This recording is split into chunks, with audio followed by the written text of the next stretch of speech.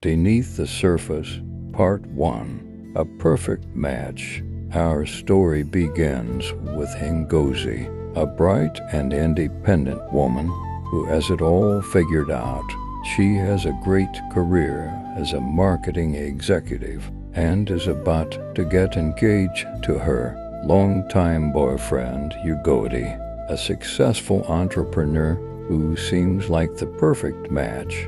Ngozi and Ugodi are the kind of couple that everyone admires. They look perfect together. They've built a great life, and everything seems to be falling into place. They're planning their future with dreams of a big house, kids, and a life filled with love and happiness. But as with many things in life, not everything is as perfect as it seems. Ugodi, while charming and seemingly perfect, has always been a bit mysterious. There are moments when he pulls away emotionally, and Ngozi starts to notice small things that don't quite add up.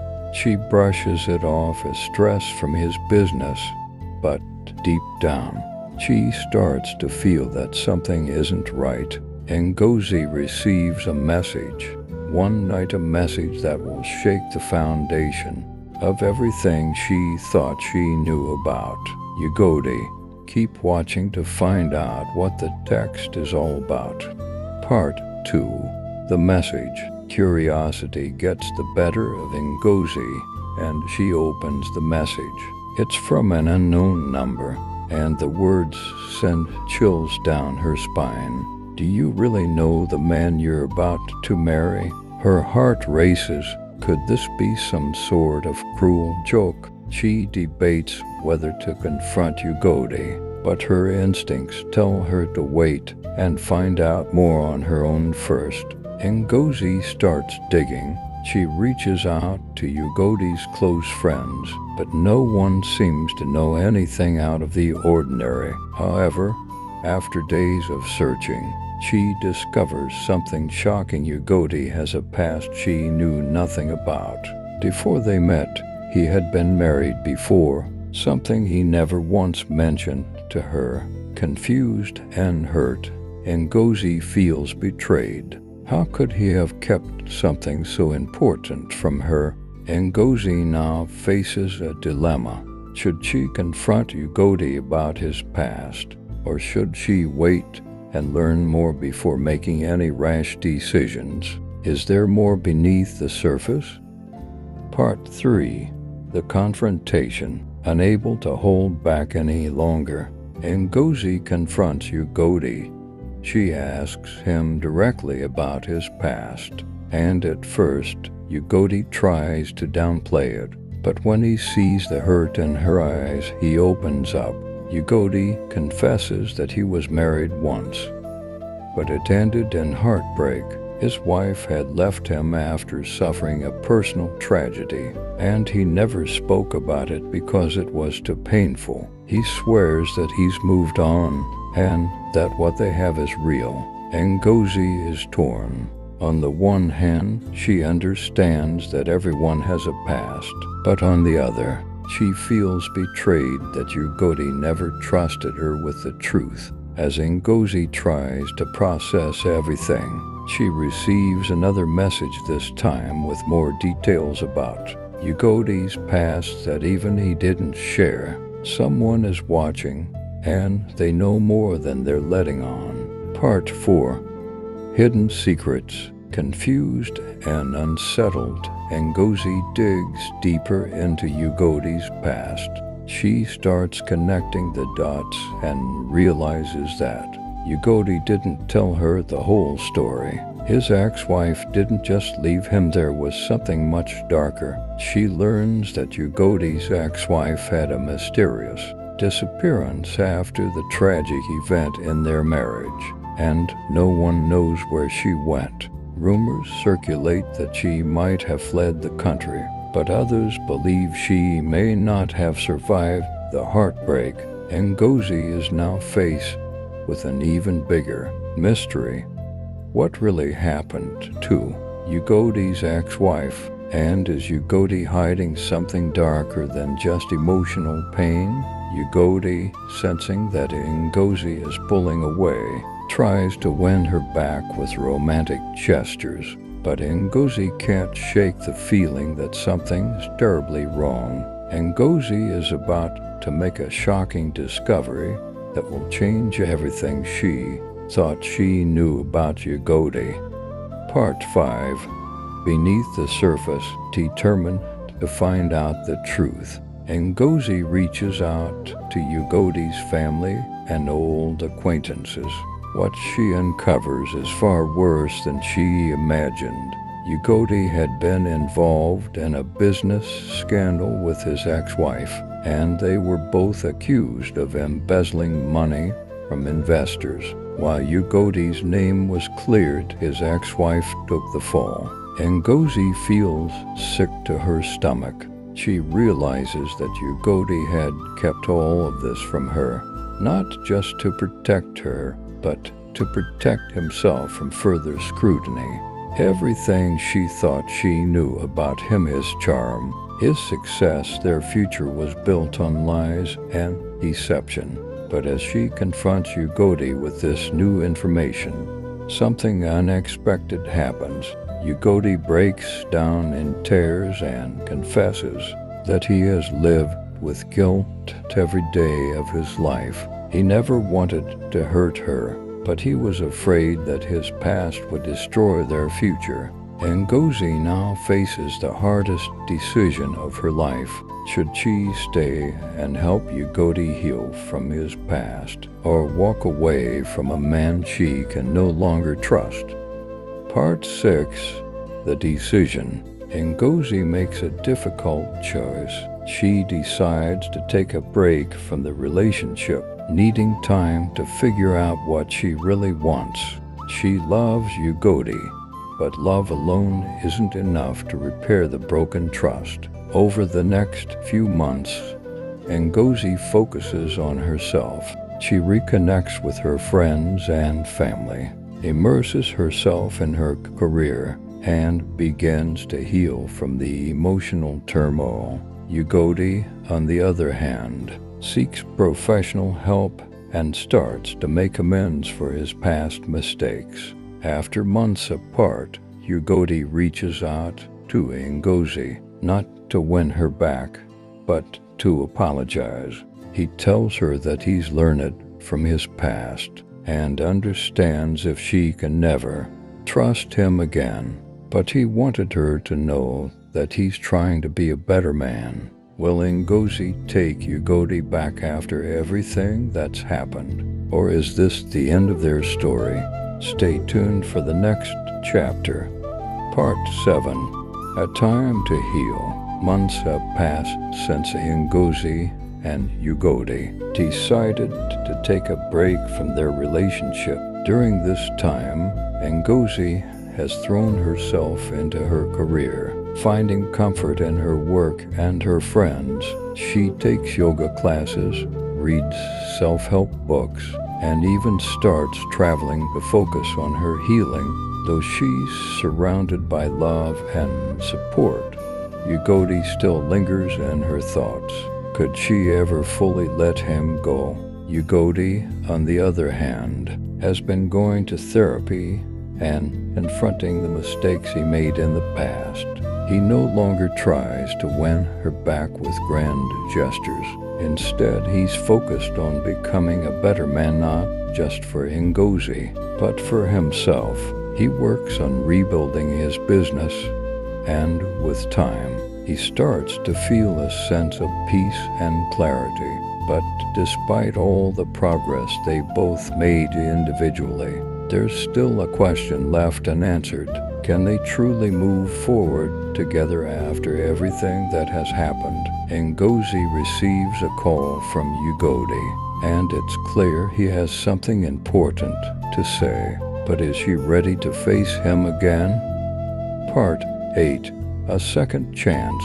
Ngozi agrees to meet Ugodi, this time with no expectations.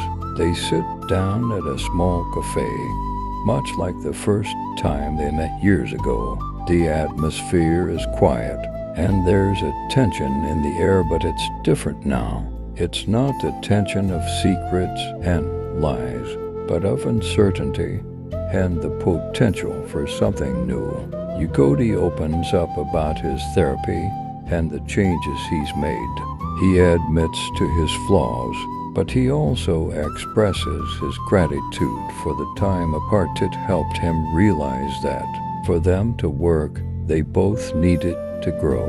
Ngozi listens intently, but she's also aware that it will take more than words to rebuild her trust in him. Do you think we can ever go back to the way things were? Yugoti asks softly. Ngozi shakes her head. I don't want to go back. I want to move forward. We can't undo the past, but maybe we can create something better. Yugoti smiles for the first time in months, and for the first time in a long time. Ngozi feels a sense of hope, but can they truly rebuild a relationship that was once broken? Part 9. Testing the waters. After their meeting, Ngozi and Yugoti decide to take things slow. They agree to start dating again, but this time with no pressure and no secrets. They go on casual outings, talk about their lives, and rebuild their friendship. At first, everything seems fine, but as they spend more time together, old wounds begin to resurface. Ngozi finds herself questioning Yugoti's intentions at times, wondering if she can truly trust him again. Yugoti, while more open than before, sometimes struggles with his insecurities, afraid that Ngozi might never fully forgive him. One evening, during a dinner date, Ngozi notices that Yugoti looks distant. What's wrong? She asks. I'm worried that we're trying to force something that's already broken. Yugoti admits. Ngozi's heart sinks. She wonders if they've come this far only to realize that the cracks in their relationship are too deep to fix. After the dinner, they walk through the city streets in silence, each lost in their thoughts. The air is filled with tension, and for the first time since they decided to give their relationship a second chance, Ngozi begins to doubt if they'll make it. Maybe we're moving too fast, she says softly, breaking the silence. Or maybe we haven't healed as much as we thought. Yugoti nods but says nothing. The weight of his past mistakes still hangs over him, and he fears that no matter how much he tries, Ngozi may never truly be able to trust him again. As they stand by the water's edge, watching the city lights flicker in the distance, Ngozi turns to Yugoti and asks the question that has been on her mind all night. Do you think we're meant to be together, or are we just holding on to something that's already gone? Part 10. The decision. Ngozi's question lingers in the air. Are we meant to be together, or are we holding on to something that's already gone? The silence that follows is heavy, and both of them are lost in their thoughts as they stand by the water, staring at the city lights reflecting off the surface. After a long pause, Yugoti turns to Ngozi, his voice steady but full of emotion. I don't know, he admits, but I do know that I still love you, and I don't want to lose you again. I've made so many mistakes, but I'm willing to keep fighting for us if you're willing to try. Ngozi looks at him, feeling the weight of his words. For the first time in a long while, Yugoti is vulnerable, open in a way she hadn't seen before. She knows that no relationship is perfect, but she also knows that the pain they both endured isn't something that can be easily forgotten. I love you too, Yugoti, Ngozi says softly, but love isn't enough.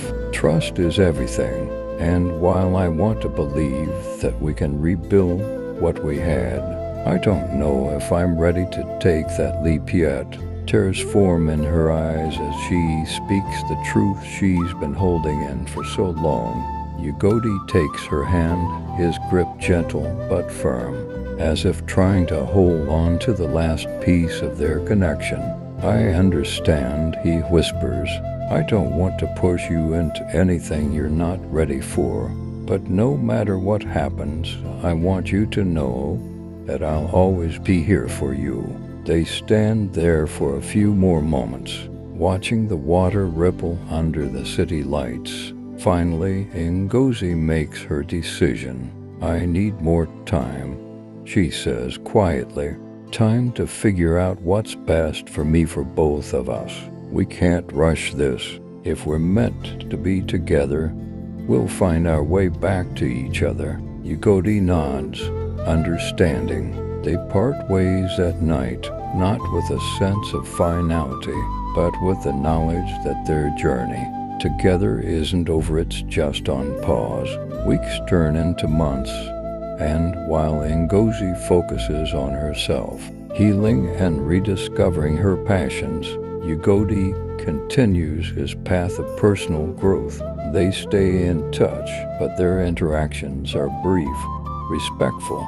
Time passes, and the wounds that once seemed impossible to heal begin to fade.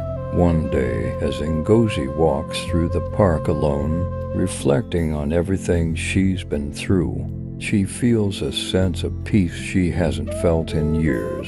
She's stronger now, more confident in who she is, and as she looks out at the horizon, she realizes that her journey isn't about finding love, it's about finding herself. As she turns to leave the park, she spots Yugoti in the distance. He's walking towards her, his expression calm and hopeful. They lock eyes, and in that moment, they both know, whether they end up together or not, they're finally at peace with themselves and with each other. Moral of the story: self-love is key before loving someone else. It's essential to heal and love yourself. Time and space matter. Sometimes taking a break can be the healthiest choice for a relationship. It allows for reflection and growth. Love isn't enough. Trust, communication, and personal growth are necessary to sustain a relationship. Closure comes from within. Whether or not Ngozi and Yugoti end up together isn't the point. The true closure comes from their personal journeys and their newfound peace. Thank you for joining me on this emotional journey through Beneath the Surface. This story reminds us that love, while beautiful, isn't always enough without trust, growth, and self-awareness. In the end, it's not about finding the perfect relationship, but about finding peace within yourself. What do you think of Ngozi's decision? Let me know your thoughts in the comments below. And don't forget to like, share, and subscribe to Ancova Channel for more heart-touching stories. Until next time, stay strong, stay blessed, and always look beneath the surface.